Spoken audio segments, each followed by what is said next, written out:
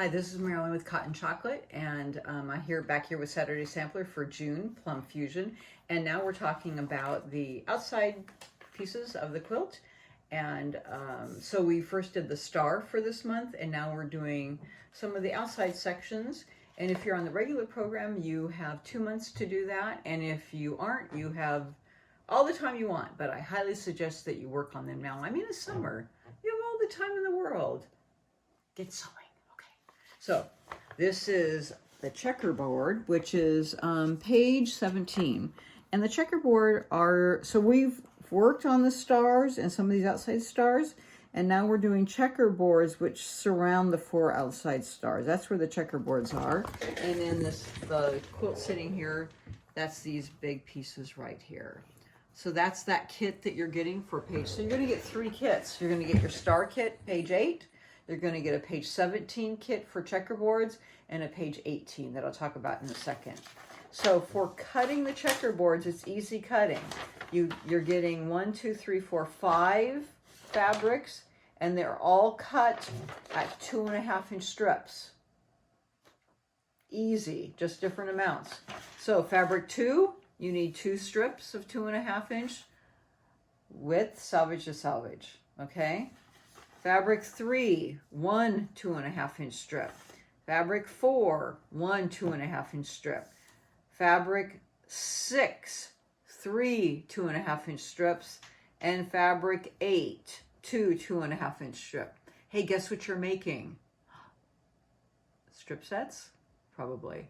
All right, so I'll tell you about piecing that in just a minute. Oh, and here's a kitty. This is Miss Darcy. She's come to help investigate. So, yes, I think you need to move. Let's walk over here. Okay, yes. All my kitties are helping tonight. Okay, so the next thing we're doing is page 18, and this is the cut, setting triangles and large hourglasses. So this is page 18.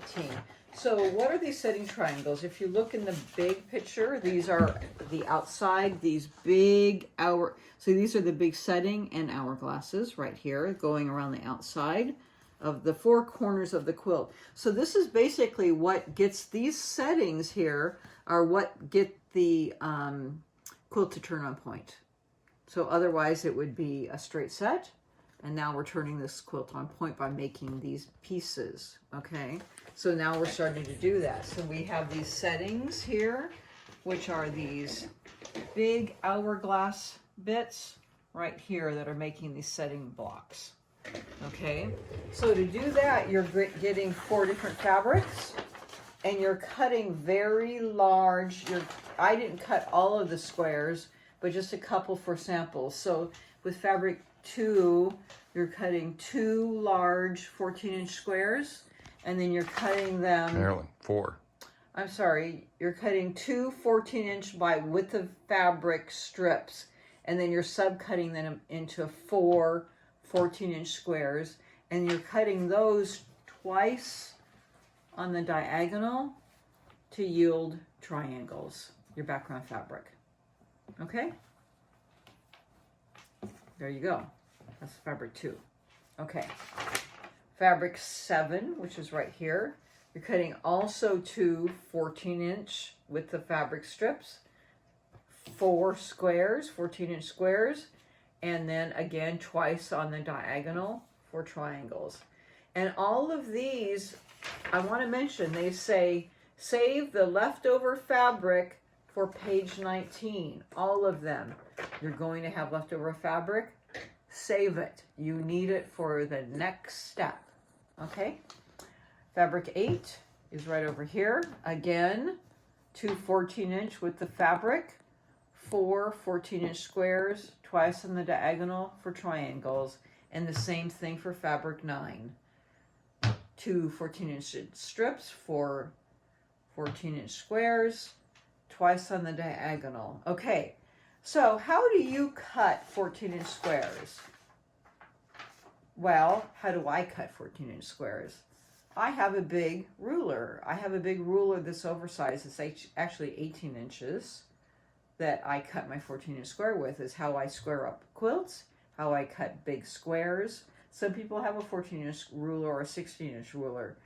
I prefer cutting with rulers because I feel they're more accurate. Some people cut off their mat. I don't like doing that because I don't think the mat is accurate enough. My preference. So for me, I get a really, really super accurate cut. It's your preference what you need to do or how you need to do it or how you need to approach it. But that's what I do.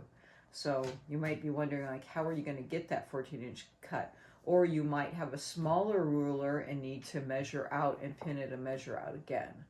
Or mark it and then take another cut. So you need to figure out what tool you have and what's going to work best for you, because you may not often do those big cuts. I do at times make big cuts, but that's also how I square up my quilts before I'm going to bind them. So you need to think about it. If you need to talk to me about how to best make that cut, then come to Saturday Sampler and then I can talk to you about it. Okay, so anyways, on to a little bit of piecing. I'll lay out this and show you how it works, and then we'll do a little piecing with the other